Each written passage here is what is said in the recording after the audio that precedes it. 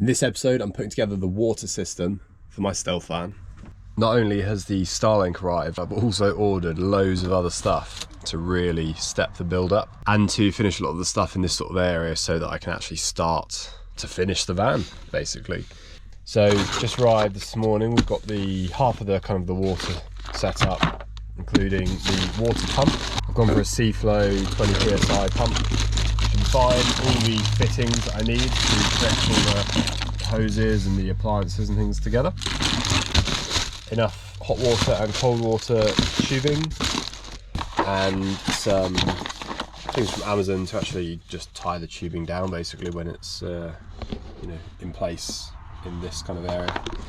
The rest of the system's coming sometime next week, so the hot water heater and the expansion tank.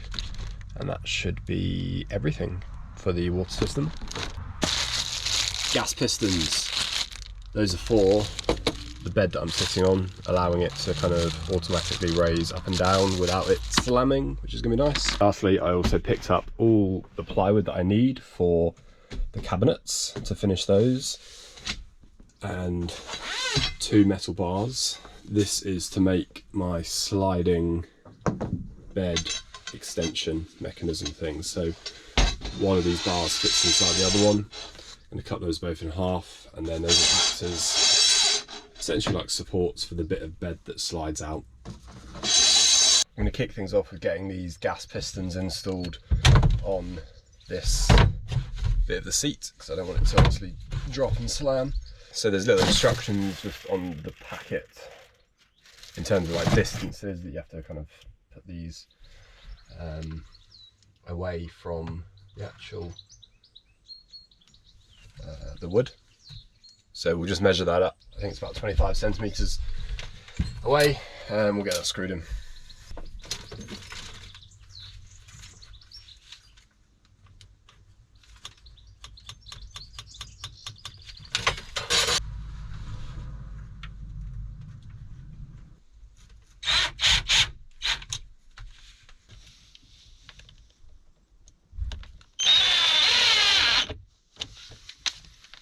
Okay, we'll see if this actually works. I don't know if it will.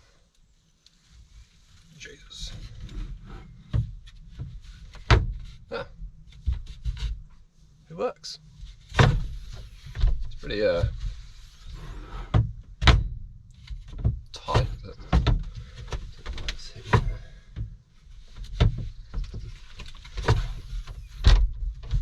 Yeah, look. Perfect. One on the other side will pull it back into the couple of millimeters alignment.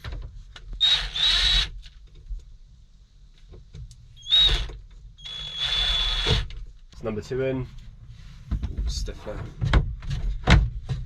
I think it's a bit too strong. Oops. Oops. Okay, we're just going to either have to have one piston or a latch on the front. My vote is 1 piston. We don't need 2 because too powerful. Too powerful. Let's take that one off. Right, 1 piston works just fine. Keep it as that. On to the next thing. The system I'm going to be using is the Bobble Van's hot water heater. I've got that powered in for 230 volt mains power, because the battery I'm using is the EcoFlow Delta 2 Max, which is primarily AC power. It can do DC power as well, which you've seen on the other video. I've got all the components I need, at least I hope I need.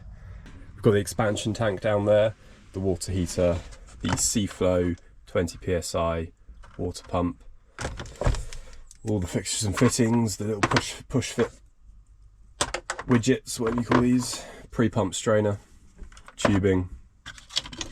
I got some tubing clamps off Amazon actually, those look pretty cool. These look really good actually. That'll help keep the tubing in place. Tiny bit concerned that I don't actually have enough of these fixtures, so we'll see how that goes. I'm going to get stuck in straight away and just start kind of mapping out where everything's going to go. I'll flash up on the screen now the diagram that I've got the rough diagram that I've got. It's not going to be the exact kind of setup, but it just helps me work out where I need different valves and different connection points and things like that.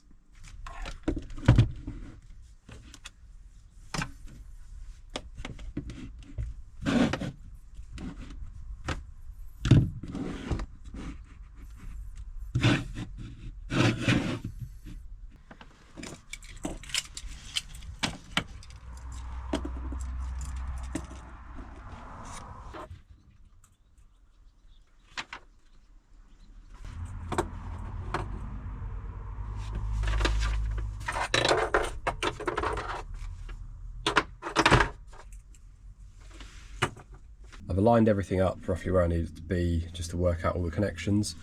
Realised I am one connection short. I need another female to push fit adapter. That's for the expansion tank. Didn't know what kind of connection it was going to have. Didn't say on the website, but it's got a male rather than, I thought it was going to have a female kind of hole in it.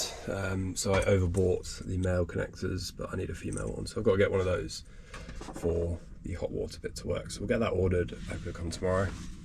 But from the beginning, we've got from the outside of the water tank, the first connection goes into the right angle. So this is the cold water feed, it comes out to here. We've got this cross connector here. This one will be for just like a waste gate, so I'll have a plug in it until I need to drain the tank. The other one is where the cold water follows through the system, going into the first connection, which is a tap. So this will turn off or isolate the system, the whole system, from the water tank. So I can turn that, effectively close that and open that, and then all the water will just come out of the system. So that will stop any water going forwards into the pump and beyond. From there, first female connection into the pre-pump strainer that just filters any little bits of debris that might be in the water tank or the water that comes into the system. That goes into the pressure pump. You can see that there. This is one of those ones where you can open the tap, turn the tap on, and the pump just starts because of the pressure in the system changes. So that'd be pretty cool. It means I don't need to just switch it on and off all the time.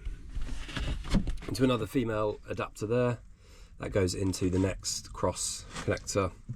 So this is the flow of the cold water. It's going to come through this Y connector. On the left, we've got the outlet essentially to the cold water tap in the kitchen sink, and then this one is for showers, so this will come into this other kind of double connector, one for the cold outdoor shower and one for the cold indoor shower. Go back into the cold water feed, so cold water running through enters the hot water tank with the female connector attached obviously there, and then out through the top through the other female connector out the top. From here, this goes into this cross connector there, with that end into the expansion tank. That just allows the pressure to regulate itself as this heats up.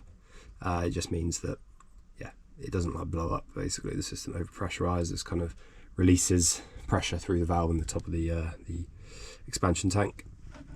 From there, the hot water comes out this way into the right angle, and then down the pipe into the, difficult to see, into the next cross connector.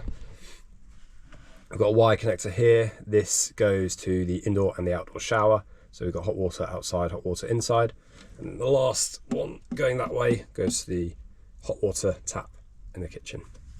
That is all the connections in place, like kind of lined up, ready to go, except for that other female adapter that I need for the expansion tank. Got a few bits left over, so got a right angle as well if I need it. Pipe, cold and hot.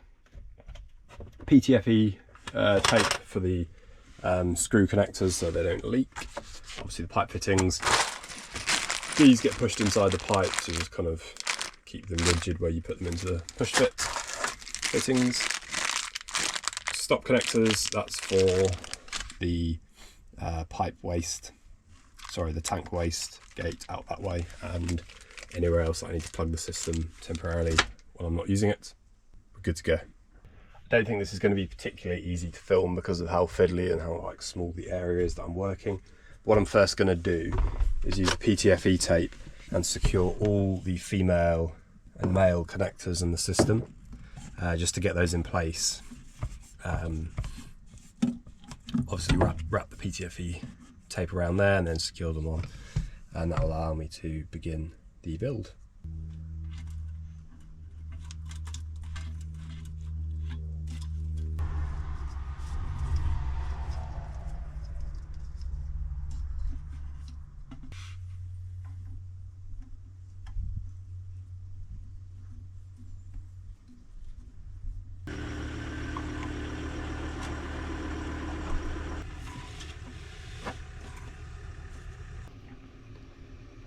PTFE tape and the connections secured on the water heater.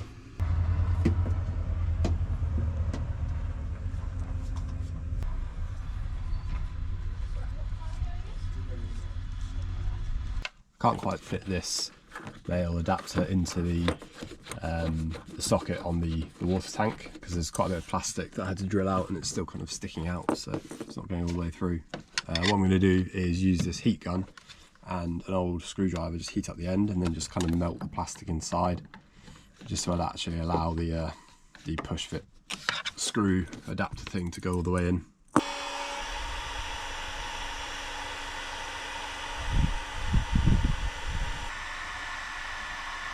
Well, it actually worked, so it goes all the way in, which is good. I'll put a bit of PTFE tape around it as well. I'm tempted to even put a bit of silicone around it as well, but we'll see. Well, that was pretty straightforward, minus the expansion tank, so that's everything else PTFE'd up. Now it's just onto the tubing. So I think I'm going to start from the tank end and just work my way down that way. Yeah, piece by piece, and we'll see how we get on. Something that I'm also just thinking actually is, obviously this takes up quite a lot of floor room, which is both good and bad. I mean, I set it out for this. However, there's a lot of wasted space at the top, so I think what I'll do once I've done the plumbing and start finishing up the cabinets, I'll put a horizontal shelf at this kind of height inside the cupboard, so that I have the full length of the upper portion of the cabinet to use as storage for, let's say, longer things or just bits of like garagey stuff. And obviously there'll be a double door here to access it from this side, and then a door in the rear to access it from this side, just because this takes up quite a lot of floor space with all this tubing, so it seems like it would make sense. This first piece of tubing here, I only need a tiny bit, literally like, I guess half an inch inside, half an inch and an inch there, so about 2 inches, because I don't want it obviously to come further than this. It needs to kind of stay within inside this boundary.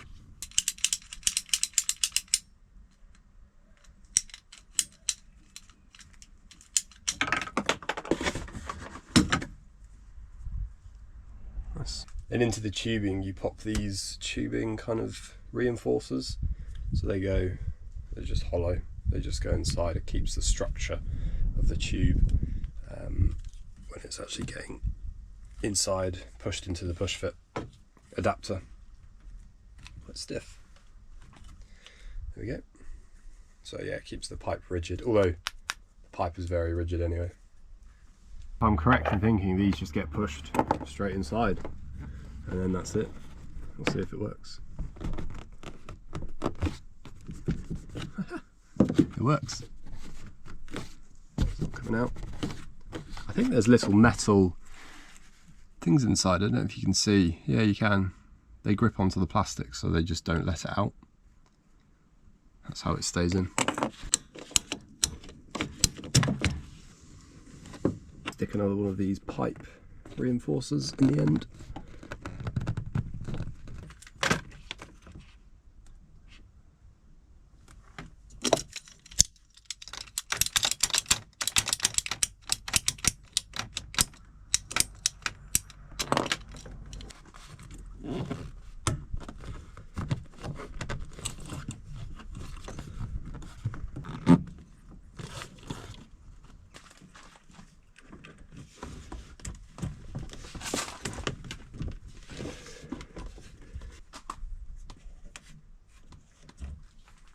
So that's the cold water up to the pump.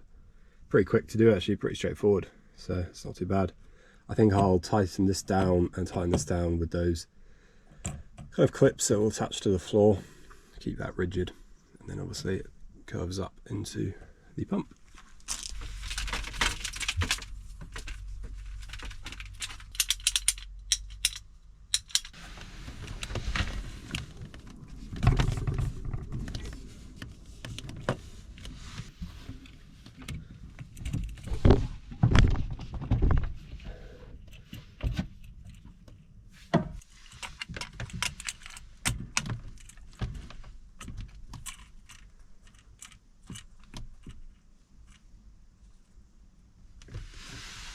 This vertical section is the offshoot for a cold water tap, a cold water indoor shower, cold water outdoor shower.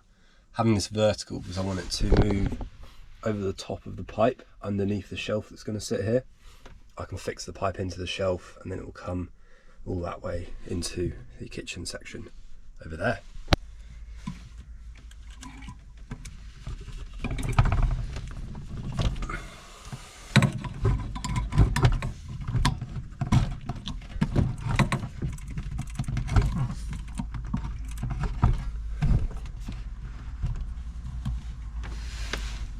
Moving on to the hot water section, I rejigged how I'm going to have the connectors. I was going to have them that way, but realised I can just put the elbow there, angle it downwards, have that one all the way down there. That goes to the expansion tank, and the lower one on the left side goes to the system itself. I feel like it would make sense to somehow insulate these hot water pipes, because I feel like that hot water will stay in the system in the tubes, because this doesn't have like a close valve. It just continuously heats it to a certain temperature, I think. So I might need to look into that, even if it's just some foam or something around it. I think that might help.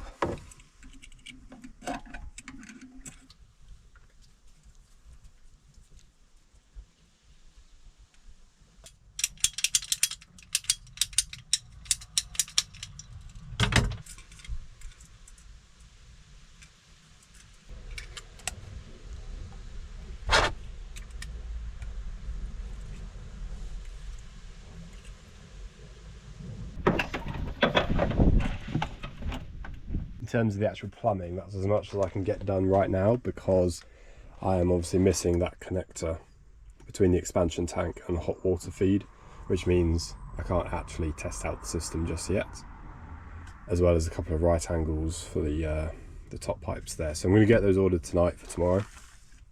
In the meantime, we can start wiring up the pump and the hot water tank. I'm going to use a plug for that because it's an AC circuit. Put the blanking cap in the end there so no water comes out that way. And as you can see, I've just put in 2 long hot and cold pipes, which are which will run into the kitchen sink basically. I haven't done the shower ones yet, don't need to do those just yet.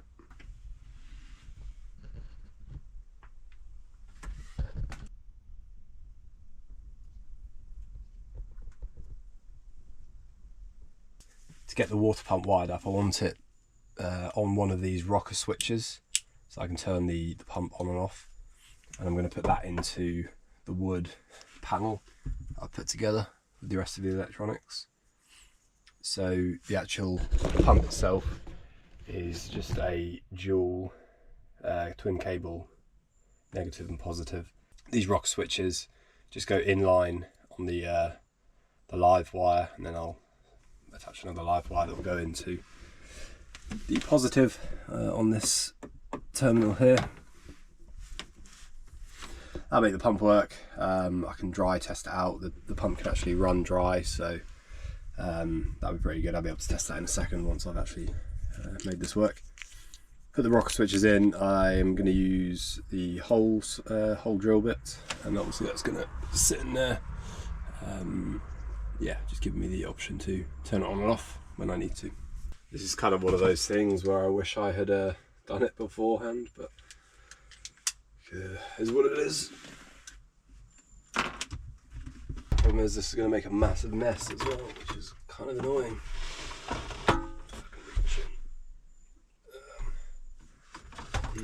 Tricky.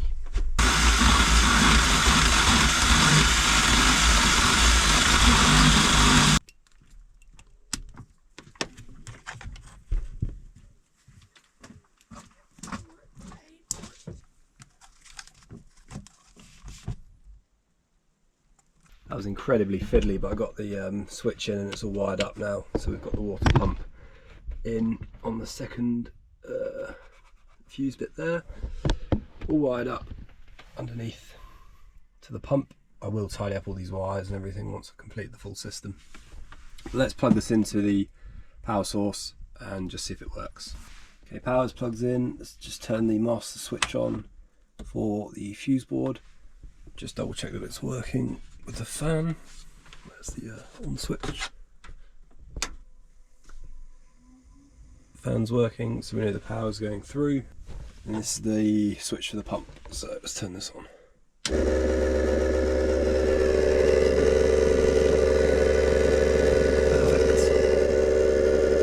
Well, it works. A little bit noisy, but I suppose that'll be behind all the panelling and whatnot, so a little bit quieter, but yeah, pleased with that. Works. I guess I'll only be using it when the actual shower or tap's running, so it's fine.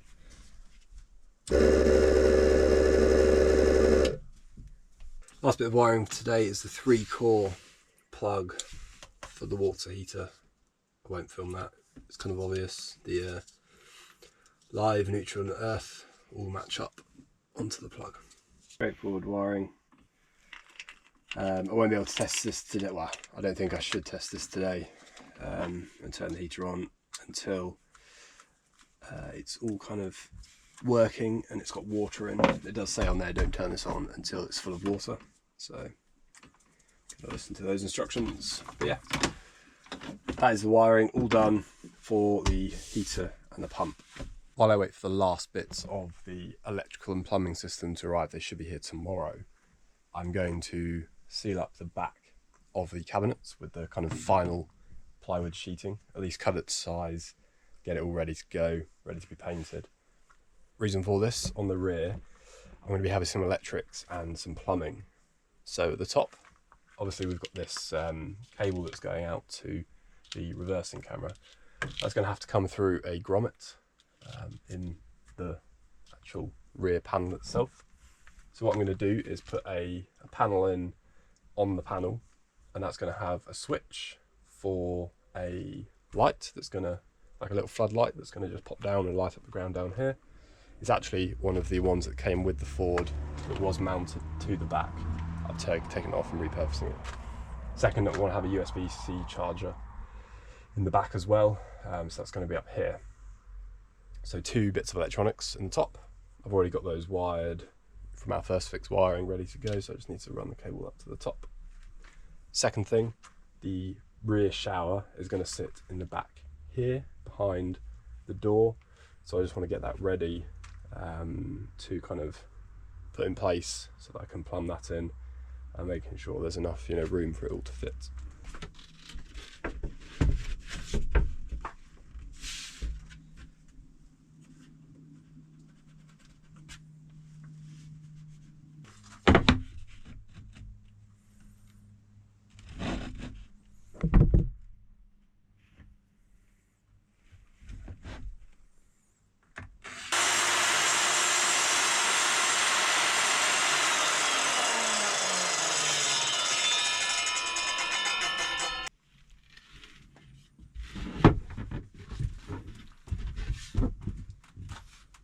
Good fit for the first cut. I'll be taking about 2 centimeters off the top, centimeter off the side, get the cuts nice and straight, and then I will scribe the accurate cut for this side. Just worth mentioning, I've clamped a piece of the plywood to this because I want this piece sticking out further so it covers this edge of the plywood. So yeah, I need to just measure it up again. Right, that's a good fit. I've sanded down the edges just temporarily so they're nice and smooth, no bits. Left about 1 millimeter or 2 overhanging on this edge, just beyond this bit of plywood. And that's basically so that on the final kind of finish I can sand it down smooth and exactly flat with this piece.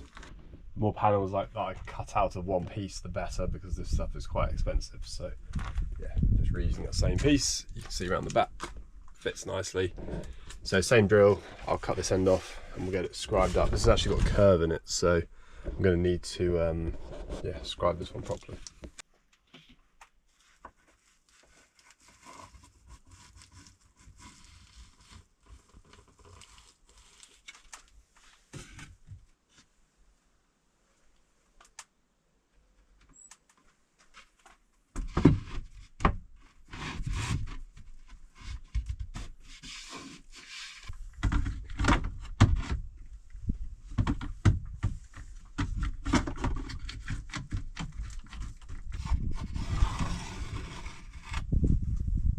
Got both the rear panels temporarily fixed into place. This one's cut to size, obviously just need to sand it down there. This one we've scribed it as best I could there. Now we're just finishing off this side here. We just had delivery of the last bits of the plumbing that I was waiting for, so quite exciting. Got a tap for the kitchen sink. Nice gold tap, it's going to go with the kind of orange copper gold type theme for the interior, which is nice. Hot cold tap. 2 adapters for the tap that I purchased separately. These actually are the push fit adapters, so this is the push fit tubing can fit into the tap system, so these go inside the tap, screw in, and then we can get that push fit into the end of those. The connections that I was missing for the expansion tank and other bits, some more of those end connectors, and then lastly a water filtration system for the tap, for the kitchen tap, so I can drink out of it. I'm sure it'll be fine anyway, however I thought it'd be good to have. So yeah, we've got water filtration down to 0.1 micrometers, I think it is, UF, which is micrometers, I'm pretty sure. I do also have some inline fuses as well, because instead of going with the USB-C plugs, I'm going to try out, they've got 2 DC plugs in the EcoFlow thing that I can still use, so I'm going to use those, put these in line with them, and just power directly a couple of the appliances to take the load off the DC fuse boxes. So I think that'll work quite well.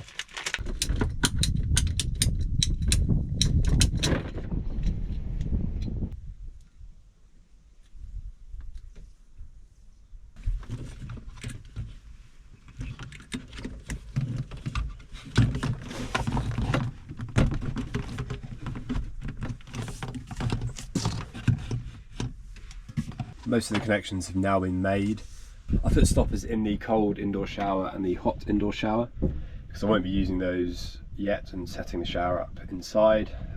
We've got the cold outdoor shower, the hot outdoor shower, the 2 hot and colds for the indoor tap. I'm going to temporarily plumb these into the tap with these connectors, just so that I can test the system out. So at the moment the only way the water can escape is through hot and cold tap and the hot and cold outdoor shower. So what I'll do is I'll fill up this tank with some water, we'll get the pump running, push it through the system, and hopefully it will start to come out of the heater even without it turning on, and yeah, see how it goes.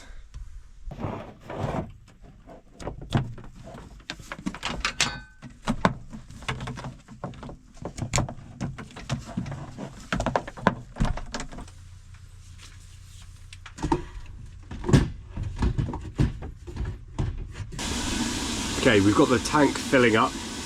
I'm going to put, I don't know, 20 litres or so, maybe a little bit more in the tank. We've got the tap plumbed in but turned off, and I've got the 2 external shower points open at the rear. What I'm going to do is just have to keep my thumb over the end of these to kind of keep them closed so that we don't lose all the water out of those. I've also got the isolator switch turned off, so nothing's going through the system just yet. I'm going to turn the pump on in a minute once it's filled up, and then we'll test out the flow of the water through the system. Okay, first test, let's open the isolator valve and see if any water moves from the tank into the kind of pre-pump strainer. I don't know if it will because of the pressure. Nope, I don't think so. That's fine. Electricity is on.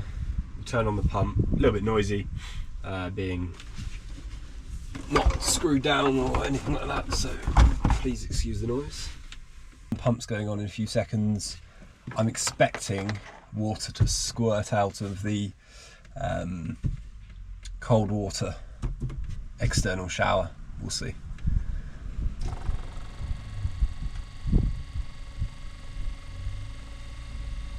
Nice. Pump's quieter with water in the system, which is good. Can't see any moving through the pipes yet. I don't think this pump needs priming because it's a diaphragm pump, so we'll see. Ah, there we go. Oh, yeah, squirting out the back. I'll quickly show you. Look at that. Amazing. Right, let's cover that with my thumb and we'll start to fill up the hot water tank, hopefully, by doing this. Feels like quite a good bit of pressure actually coming out onto my thumb, so that's a good thing, I think. Shame I didn't have another plug, would have made this a bit easier. You can hear the noise in the pump, it's pretty good actually. It's not very loud at all, and once it's hidden behind the cabinets and things, I think it'll be much better. I just realised something. What I can do is plumb this end into that end there, just take out the stop, and it'll just recirculate that water. Oh yeah, there we go, the hot's coming out. That means the hot water tank must be full. It's working. It's working. Amazing. Right. What I need to try and do is block the hot water tank and see if the pump will stop. It stopped! Wow, this is exciting. Oh yeah. If I let the hot water or the cold water go, the pump should start again. Pump starts. Pump stops. Incredible. That is very cool. Oh, right, I somehow need to go test the sink tap. It's all the way over the other side of the vat. Kind of stuck. Okay. Blocked off the hot external shower and just popped the cold, kind of recirculating it back into the pumping system, which leaves the only way for the water to get out is through that tap. So let's get a bucket, put it in it and test it out. Right, bucket has been acquired. Tap is in position. Turn the pump on, nothing should happen. Oh no, I need to open the valve first, that's the other thing I need to do. Yeah, turn the pump on. Should fill up, repressurize, and then it should turn off.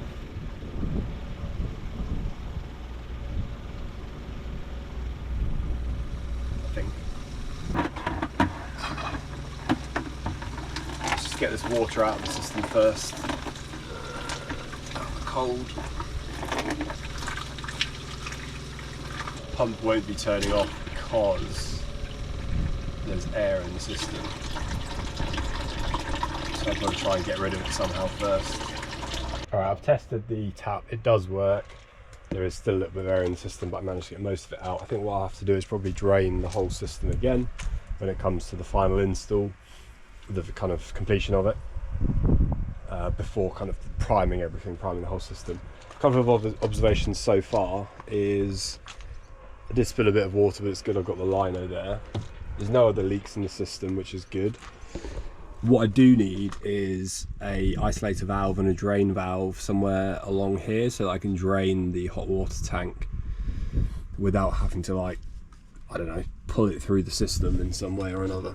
It's a bit of a pain otherwise, so yeah, maybe even a bleed valve as well. I don't know if you can buy those, but an airlock bleed valve would be handy, just to make sure they don't get any air bubbles in the system. But it works, so I'm very pleased with that.